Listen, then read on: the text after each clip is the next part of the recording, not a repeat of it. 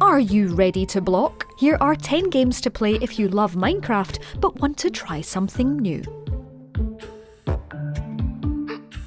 The surging popularity of Minecraft didn't just change gaming, it changed YouTube as well, with whole careers literally built on playthroughs of Mojang's sandbox classic. And with the latest Village and Pillage update, it's popular once again. Although, in truth, it never really went away. Even at the peak of Fortnite's dominance, millions of people were still watching and playing Minecraft.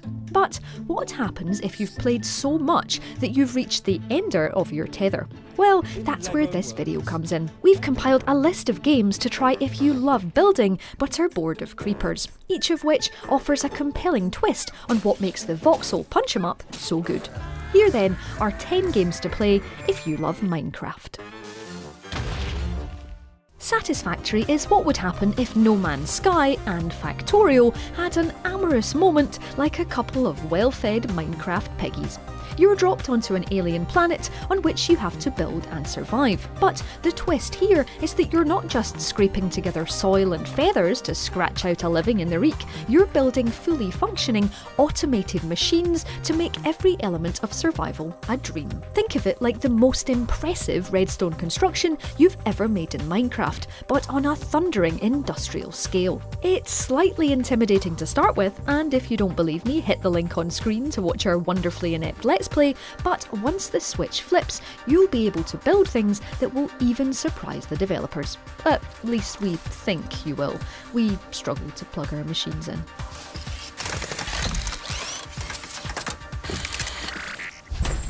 If there's one rule when making a video about games like Minecraft, it's that you have to include Terraria. It's basically in the YouTube Code of Conduct.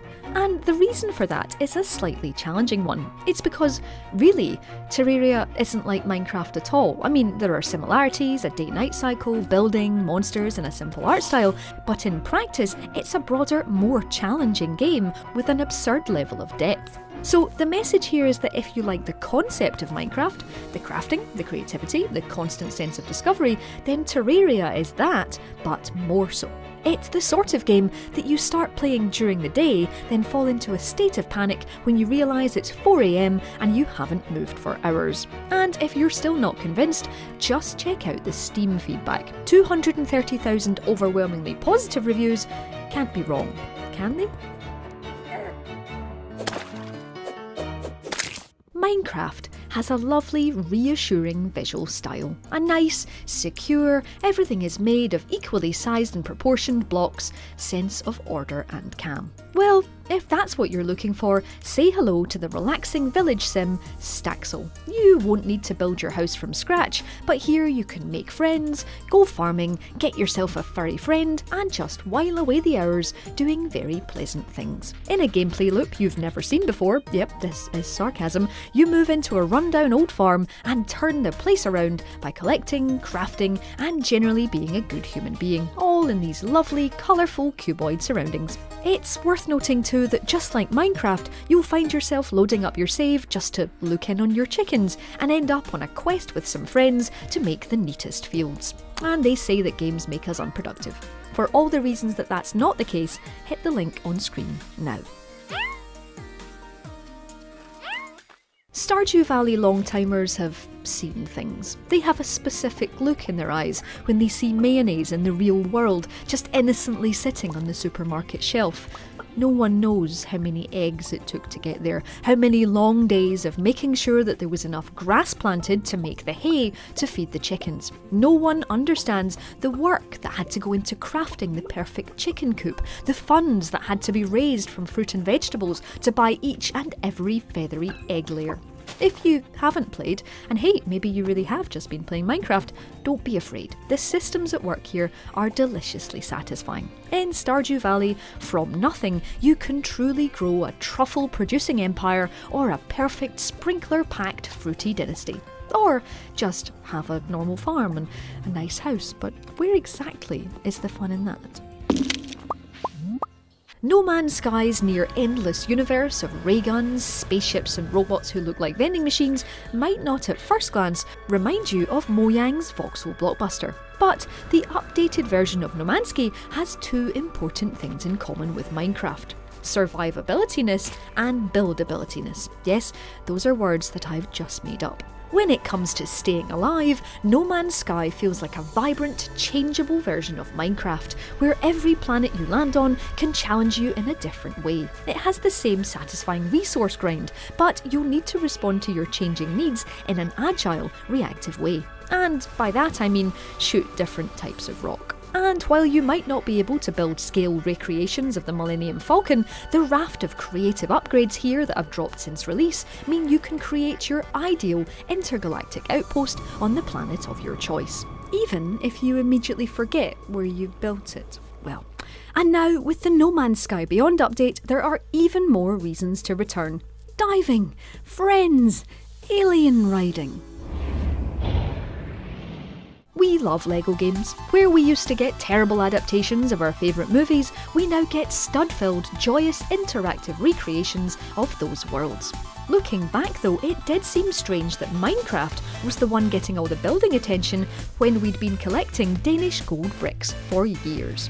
TT Games' LEGO Worlds solves all of that, bringing the unlimited delights of LEGO into the digital age. Instead of just throwing the pixelated equivalent of that box under your bed where plastic bricks go to die at you, LEGO Worlds hands over a full adventure mode. While you're helping out various NPCs and discovering treasures, you're also learning the ropes to create your own universe. Just like the very real LEGO that really hurts when you step on it in bare feet, Worlds includes a swathe of different genres. Equally happy for you to play in the Wild West or just head to ancient Egypt.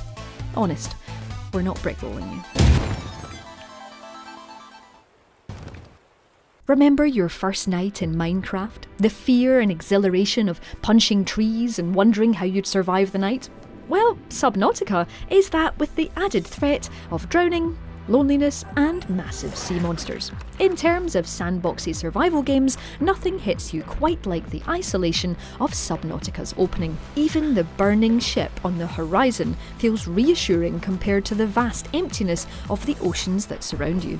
But once you've become accustomed to eating whatever fish you can grab and scouring the seafloor for collectibles, the gameplay loop of Subnautica replaces those initial fears. You'll become obsessed with clawing back functionality, and even the advantage of something like a knife is enough to make you feel like you've achieved something. And it's gorgeous to boot, or should that be Das Boot. Anyway, a vibrant, explosive seascape of crisp corals and mysterious flora.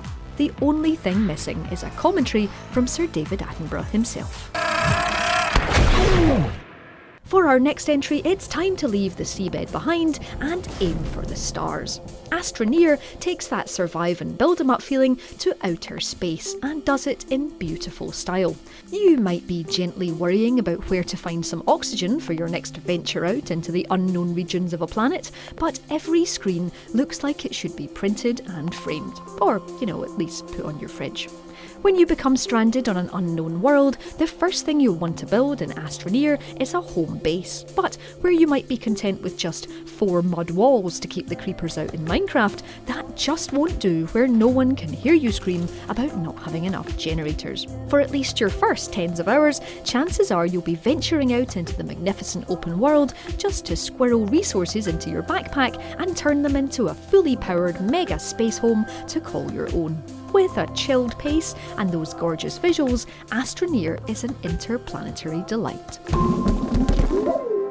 Just like the best games like Stardew that we crafted out of bits of my brain and some string last week, Forager is one of those experiences that's going to steal your time. In vast chunks, like pieces of rock or coal or ore. The grind here is real, but when it's so pleasantly disguised, what's not to like? Forager sees you start off on a relatively small island, destroying everything in sight and crafting your time away before unlocking new islands and doing the same thing all over again, but it's not just building things. There are puzzles to solve, people to meet, and a whole stack of murderous dungeons to survive when the whole wholesome farming and crafting thing gets that little bit too much. Like Minecraft, Forager is just gentle enough when you want it to be, but if you fancy battling to the death with your newly hewn weaponry and skills, this cartoony top-down world is a little more satisfying than just hewing at a giant blocky spider and hoping it dies first. Minecraft is brilliant in so many ways, but one of the things it struggled at was giving you a constant, coherent sense of place and purpose. Yes, you can don your diamond armour, pop through a portal and bother some pigmen, but it lacks a true feeling of adventure. That's where Portal Knights is a great alternative. It takes place in a world torn apart by a baddie called the Hollow King, which you and your friends have to, in some cases quite literally, put back together. In this respect, and many others, it feels like it conforms to classic RPG tropes. You can play as a warrior, mage or ranger, unlock new talents, and travel to unknown, randomly generated worlds. But it's also a rich 3D sandbox, full of resources to collect, dungeons to delve, and things to build. Think of it like Stranger Things, but all the kids are playing D&D inside Minecraft. Unless that makes things more confusing. In which case, just give Portal Knights a try for yourself. Yes, good. Ta-da! So that's 10 alternatives to Minecraft to save you grabbing your pickaxe for the millionth time. Let us know if we've missed any of your favourites in the comments below, drop us a like if you enjoyed this list, and don't forget to subscribe to Logitech G for more videos just like this one. If you do already subscribe, hit that notification bell and you'll never miss a feature again.